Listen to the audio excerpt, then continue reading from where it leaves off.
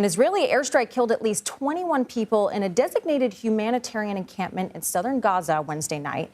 The Israeli military says it was targeting senior Hamas officials in the area. The IDF claims it took precautions to protect civilians.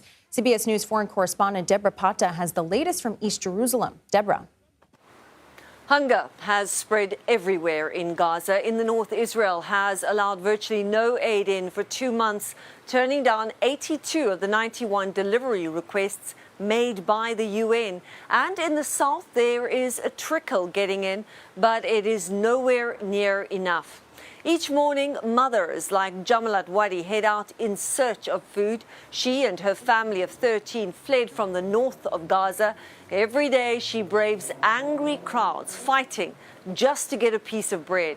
It's like gold and almost as expensive at $10 a bag, up from just $1 before the war. But in this case, she is not successful, returning to her makeshift tent empty-handed. On this night, all they have is a single bowl of lentils to share, the youngest always eating first. It would be 3 weeks by the time she eventually does receive a bag of flour. Here, a sea of kids jostle outside a soup kitchen, all starving.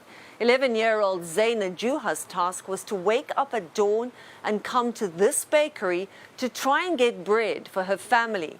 One day, she did not come home. Little Zaina had been crushed and trampled to death in the crowd. Her heartbroken father cannot forgive himself for not being able to protect his little girl. Now, this comes as Amnesty International released a damning report on the war in Gaza, which has been rejected as false by Israel. The organization says its findings show that this is genocide and it must stop now. Back to you. Debora Patta in East Jerusalem, thank you for that report.